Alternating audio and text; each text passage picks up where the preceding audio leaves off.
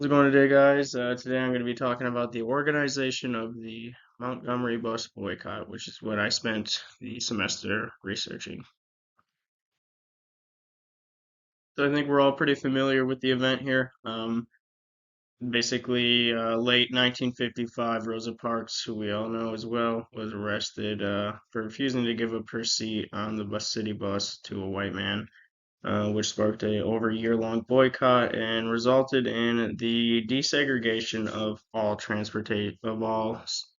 public transportation in Alabama.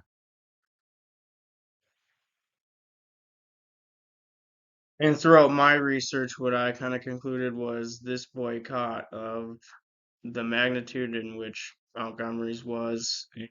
There was so many moving parts with so much participation. Over 17,000 black citizens of Montgomery rode the bus, and there had to be a substitution for that many people to get to work and to get through town. So I think what really made this boycott important and why was so successful was the intricate and complex organization that we saw from this boycott. So a little bit of background on some key figures. Joanne Robinson, who I think some of us might know, kind of experienced her own issues with segregation in 1949 when she moved to Montgomery. This experience really disheartened her and thought that, she needed to change this unfair and unjust system. And she joined the Women's Political Council, or the WPC, to try and fight some of the segregation and Jim Crow laws of Alabama. Also, E.D. Nixon, pretty important figure as well, worked in the local NAACP chapter, and he ran for city office in Montgomery plenty of times, was pretty active in politics and pretty active in the fight for change. Him and Joanne Robinson worked together for years before the arrest of Rosa Parks. One kind of precursor to Parks was earlier in 1955. Claudette Colvin was arrested. A young teenage female was arrested for also refusing to give up her seat on the bus. And both Robinson and Nixon thought that maybe now was the time to try and start a boycott or some sort of protest to fight this change. But due to the nature of Colvin's arrest, and she was arrested also on assault and battery charges, which um, didn't really feel like that was a good martyr or a good role model for the start of a movement. So it took some time before anything really got off the ground in Montgomery. So with the arrest of Rosa Parks, both Nixon and Robinson thought the time was now, also due to the nature of Rosa Parks' arrest, with her being in the NAACP, and she was very active in the fight for change as well. She assisted with the Colvin case and tried to get her out of jail. So with that kind of being the figure for this boycott, Robinson and Nixon got to work trying to spread the word around. Robinson spread a leaflet around that ended up getting into the morning newspaper, which really helped spread the word. And Nixon got on the phone with Dr. King because he knew that was a figure he wanted to help lead this movement with his nonviolent direct action approach. And because of that, King decided a boycott would be a great idea, and he headed out to Montgomery.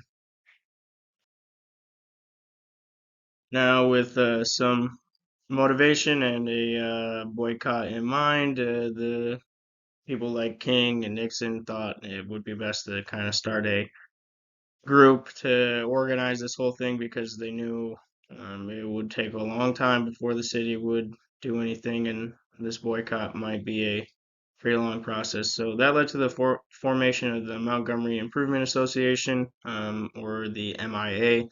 And this group, Martin Luther King Jr. was elected as president, and people like E.D. Nixon and Joan Robinson. Nixon was the treasurer, and Robinson was on the executive board as well. So those figures are still deeply involved with this, and it was time to start planning on how to operate this boycott. Obviously, the first major problem that we all kind of figured would come across was how are we going to substitute the buses? How are 17,000 people going to now get to work and get around town? So the kind of first step was to hire black cab drivers who would end up charging the same fare as they would the bus. So it's pretty good start, but unfortunately this didn't last long. The city began to penalize the cab drivers for assisting in the boycott. So there kind of had to be some new steps involved. And what came next was rolling churches as their nickname. This is because the MIA purchased station wagons for every black church in the city, and this station wagon would have the church name and address on it. And the churches were kind of like the meeting place for the carpool, and the way it kind of worked was riders would pay somewhat of a fare to help with gas money and help fund the MIA to uh, obviously purchase more vehicles and expand a little. Naturally, transportation being the biggest problem to sustain a boycott of this length, it evolved into even more cars and even more pickup stations, or dispatch stations as they call them. During prime work hours, you have shuttles running every 10 minutes to bring people to work, and the system ran every day until 8 p.m. These pickup stations were at mostly black churches or businesses or anywhere where it was convenient for people to get to. Interviews with people who participated in the boycott would often say how there wasn't a single time where, like, if a black driver saw a uh, black person walking on the street, they wouldn't offer to drive or to take them somewhere. And it was just kind of a whole community and a whole kind of family that worked together to achieve this goal.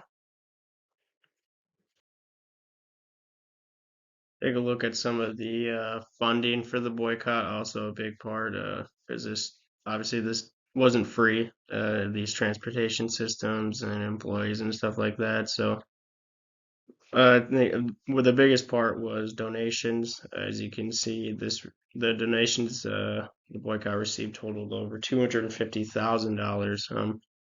The MIA never made any national appeals for donations, but with the national attention they got from the media, and also Robinson's one of her duties was to kind of write a newsflash newsletter about the boycott, and this is called the MIA newsletter, and this also brought some attention to the boycott. So people like King and Nixon were invited to fundraising meetings across the country to help with the boycott, and even some international donations over in Asia or Europe. They would send letters along with donations. So they kind of got lucky in that aspect, but there was still some sort of planning to kind of organize that.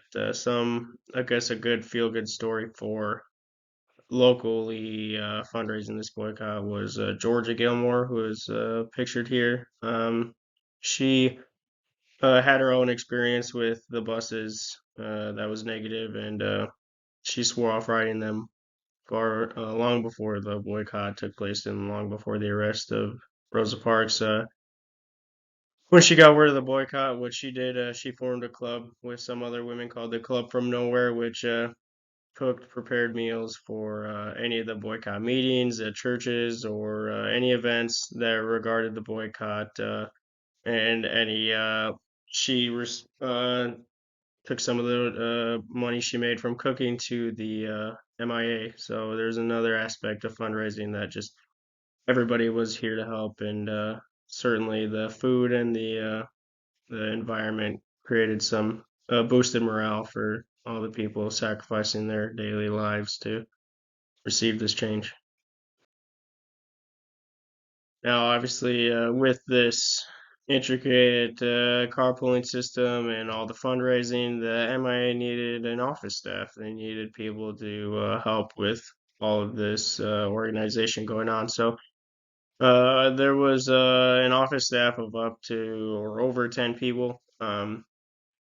These were paid workers. They started with volunteers, but needed more work and needed more help. So then they ended up having a paid office staff, and they worked out of the Bricklayers Union Hall, pictured here. The Bricklayers Union was mostly an African American group, and they wanted to help any way they could. They felt the struggle that everybody was going through riding the buses. So there was definitely a sentimental value to this boycott, especially with all the donations they received and people from around the community just helping out any way they can. So obviously communication is a big part of the organization as well. How do we let people know? How do we update them? There's no texting, there's no live streams, there's just word of mouth and people getting together. So the MI organized about a meeting every week at any various churches. And these churches also express the obviously the updates and what any changes to the operation, but also King liked to preach nonviolence and explain why they're doing this and why this is the best way to go about this. And it kept the people motivated and kept them. Also, the size of the meetings. Sometimes they got so large, they tried to do 5 meetings at once to spread them out, but people wanted that family environment. They wanted that big gathering, so they went back to just one.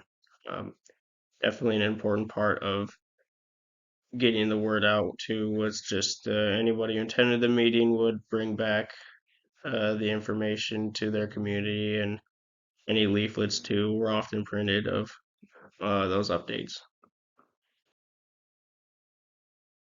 So I hope you can see that how intricate and how big this organization was, and kind of what the boycott led to in the future. Put obviously Martin Luther King on the map.